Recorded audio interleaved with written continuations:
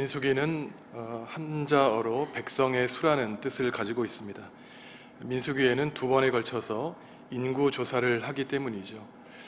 그런데 정확하게 말하면 전체 인구를 조사한 것이 아니라 어제 말씀에 나타나듯이 광야를 지나면서 이방 백성과 전쟁을 할 때 필요한 병력을 조사한 것입니다.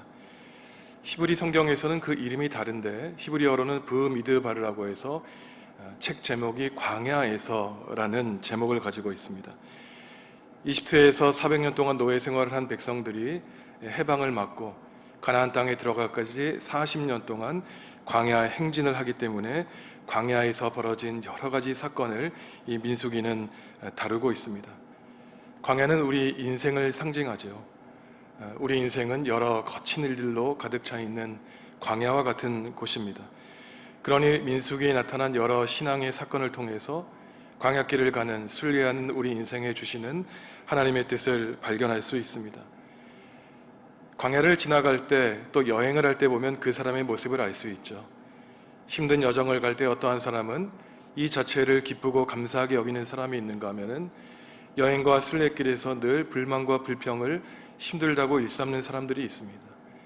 출애굽기와 민수기에 나타난 광야 사건을 보면 어떠한 사람들은 하나님만 의지하고 마치 예언자 예레미야가 또 호세아가 예언한 것처럼 하나님만 의지했던 신혼 시절로 보았던 사람이 있는가 하면은 어떠한 사람은 물이 없다고 고기가 없다고 늘 하나님과 모세를 지도자를 불만했던 사람들도 있었습니다.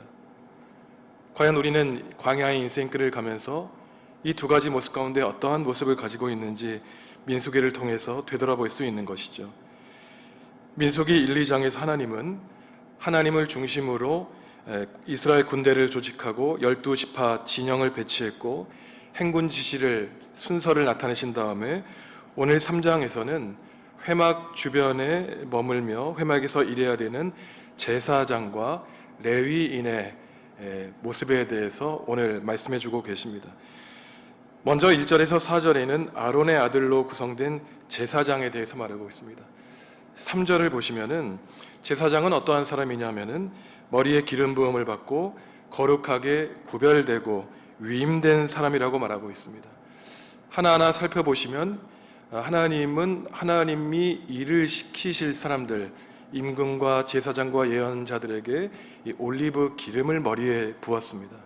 이 올리브 기름은 성령님의 임재와 성령님의 능력을 상징하기 때문에 하나님의 일을 감당할 제사장들은 자신의 힘으로 일을 하는 것이 아니라 하나님이 주시는 능력으로 살아가야 되는 것을 말하는 것이죠. 거룩하게 구별되었다는 것은 이 거룩하다는 것은 어떠한 신비로운 것을 뜻하는 것이 아니라 하나님께 속했다는 뜻입니다. 제사장들은 하나님의 소유물, 하나님에게 속한 사람들이기 때문에 당연히 세상과는 구별될 수밖에 없다는 것이죠. 마지막으로 이들은 위임을 받았다고 말하고 있는데 위임받았다고 하는 것에 해당하는 히브리어는 조금 특이합니다. 이 손에 무언가를 가득 채웠다는 말이에요. 그것을 우리말로는 위임받았다고 그러는데 아마도 제사장들이 받을 어떤 백성들의 재물 가운데 받을 소득원이라든가 아니면 하나님이 주시는 능력을 손에 가득 채워주신 것으로 생각할 수 있습니다. 우리가 제사장적인 삶을 살아야 된다면 하나님께 기름 부음을 받고 또한 우리 손에 하나님의 임재와 능력을 가득히 받고 하나님께 속한 사람으로 세상과 구별된 삶을 살아야 된다는 것이죠. 제사장 아론에게는 네 아들 나답, 아비후, 엘르아살과 이다말이 있었는데 큰 형과 둘째 차자는 레위기 10장을 보시면 하나님의 일을 하다가 제사를 집전하다가 하나님이 명령하지 않으신 다른 불을 가지고 제물을 태우다 제사 현장에서 즉사한 모습을 기록하고 있습니다. 오늘날 뉴스에 나올 만한 사건인 것이죠. 이 사실은 우리에게 무엇을 말합니까? 많은 사람들은 높은 자리, 그럴듯한 자리를 탐하지만 지도자가 가지고 있는 책임은 무한하다는 것이죠. 무거운 짐을 가지고 살아갑니다. 자리는 얻고 싶어 하지만 그 의무를 다하지 않을 때 우리에게 어떠한 벌을 하나님이 내리시는가 우리는 겸허하게 하나님의 말씀을 묵상해야 된다는 것이죠. 하나님의 거룩하심을 훼손하여 그들은 죽음을 당했습니다. 오늘 우리는 이 아침을 시작하면서 하나님께 속한 사람들로서 하나님이 우리에게 맡겨주신 일이 무엇인가? 또한 우리가 하나님의 영광을 드러내야지 하나님의 영광을 가릴 때 하나님이 우리를 바라보시는 그 마음 상태는 어떠한가? 우리는 오늘 하루를 여는 이 시간에 다짐하고 생각하며 하루를 시작해야 되는 것입니다. 5절에서 10절에서는 제사장의 일을 돕는 레위 사람에 대해서 말을 하고 있습니다.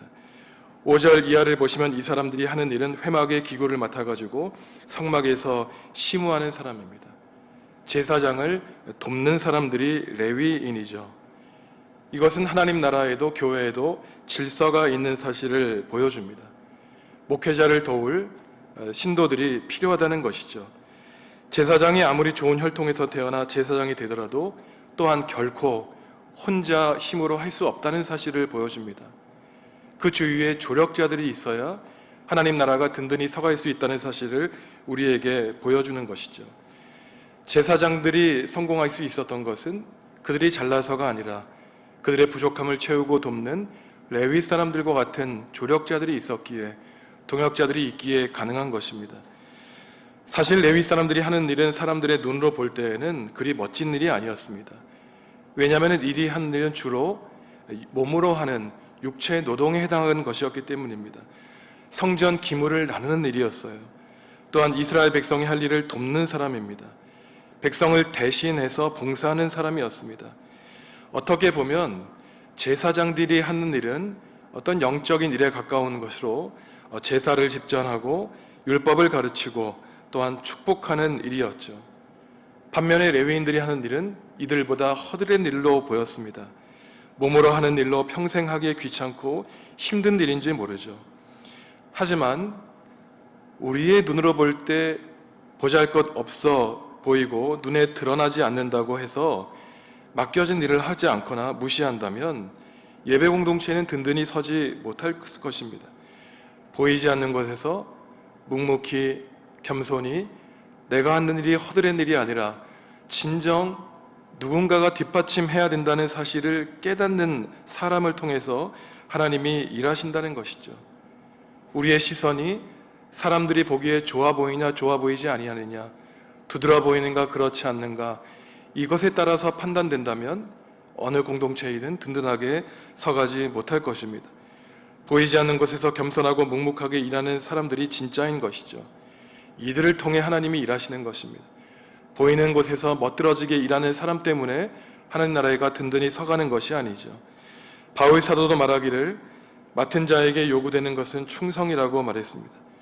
작은 일을 성실하게 감당하는 사람에게 하나님은 그를 신뢰하시고 더 큰 일을 맡겨주시는 것이죠. 작은 일이라고 해서 무시하는 사람이라면 하나님은 그들에게 거룩한 일을 맡겨주시지 않을 것입니다. 성도 여러분, 오늘 하루도 우리가 행하는 일이 위대하고 큰 일만은 아닐 것입니다. 매일매일 반복되는 일, 밥을 하고 설거지하고 청소하고 사소한 일일지 모르지만 그러한 사소한 일 가운데 임하시는 하나님의 뜻이 있기에 우리 가정이 든든히 서고 우리 교회와 우리 사회가 든든히 서갈 수 있는 것이죠. 10절을 보시면 외인, 낯선 사람들은 성소에 들어갈 수도 없고 성막 기구를 만질 수도 없었습니다. 이 정도로 제사장과 레위 사람들을 하나님은 세상과 구별해 주셨죠. 이 말은 결국 우리도 우리 교회를 세상과 분리된 시간과 공간으로 아끼고 사랑해야 된다는 것입니다. 왜냐하면 이 교회는 우리의 것이 아니라 하나님의 것이기 때문인 것이죠. 하나님이 계시고 하나님을 예배하는 곳이기 때문에 우리는 교회를 사랑하고 내 몸처럼, 아니 어쩌면 내 몸보다 더 사랑해야 되는 것입니다.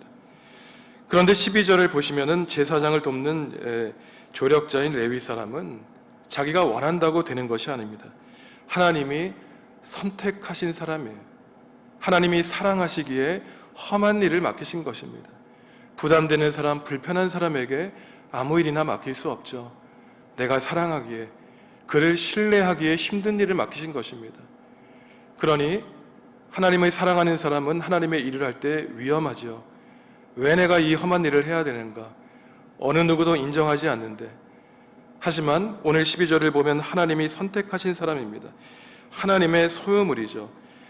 사람들의 눈으로 볼 때는 허드렛 일을 하기 때문에 제사장들보다 낮은 위치에 있는 사람이었는지 모르지만 오늘 12절과 13절을 보시면 하나님이 3번이나 걸쳐서 내 것이라고 말씀하십니다. 내 것이라고 하는 표현을 누가 사용합니까? 어린아이들이 자기 장난감을 누가 만들 때 이거 내 거야 라고 소리칩니다. 손대지 말라는 것이에요. 하나님이 지금 우리에게 말씀하십니다. 너는 내 것이라고 말씀하세요. 우상의 소유물이 아니라 하나님의 소유물이라고 주님은 우리에게 말씀하십니다. 그러니 우리가 나 자신을 어떻게 소중히 여기지 않을 수 있겠습니까? 지금 옆에 계신 교우들을 어떻게 우리가 무시할 수 있을까요?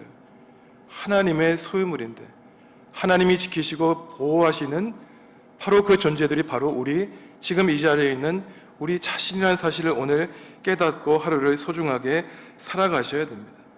하나님의 눈에는 누구보다 중요하고 소중한 사람이죠. 하나님이 지금 우리에게 물으십니다. 너는 누구의 것이냐? 너는 누구를 주인으로 모시고 있는가? 너는 지금 마음속에 성령님을 모시고 있는가? 오늘 하루 살아갈 때 누구와 함께 동행하고 살아갈 것인가? 하루를 여는 이 시간에 하나님이 우리에게 묻고 오늘 하루를 마치는 시간, 하나님, 저는 하나님의 것입니다. 오늘 하루도 저를 지켜주셔서 감사합니다 라는 고백을 할 수 있어야 되겠습니다. 그리스도인은 예수님이 최고의 제사장이라고 고백하고 있습니다. 하지만 예수님은 우리에게 명령하시고 어떤 권력을 부리시는 그러한 제사장이 아니라 십자가에 달려 돌아가심으로 성소 위에 있었던 휘장을 찢으시고 이것은 바로 하나님과 우리 사이에 막혔던 담을 허신 일을 하신 분이 바로 예수님인 것이죠. 그러니 우리는 외인처럼 이 성소에 들어가는 것을 두려워하는 것이 아니라 이제는 담대하게 평안한 마음을 가지고 하나님 앞에 나아올 수 있었습니다. 최고의 제사장이신 예수님도 우리를 섬기셨죠. 그러니 오늘 우리도 하나님 나라와 교회를 위해서 어떠한 모양으로 섬기고 봉사할 수 있는지 우리 자신의 모습을 생각해 보아야 되겠습니다. 성도 여러분, 오늘 민수기 3장을 통해서 우리에게 주시는 말씀을 함께 묵상하셨으면 좋겠습니다. 오늘 무엇이라고 말씀하고 있습니까? 우리는 하나님께 기름 부음을 받았고 하나님께 속한 사람으로 구별되었고 우리의 손에 하나님의 힘과 능력을 부여받은 사람입니다.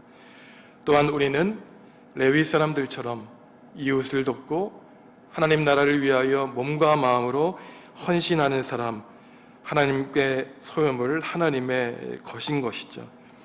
오늘 하루를 살아가시며 내가 누구인지, 누구에게 속한 사람인지 분명하게 기억하시고 오늘 하루도 성령님이 주시는 힘과 능력을 의지하여 모든 어려움 가운데 승리하시며 예수 그리스도의 표대만 향하여 나아가는 거룩한 하나님의 제사장과 같은 사람들, 레위인과 같은 삶을 살아가는 하루를 살아가시기를 간절히 기원합니다.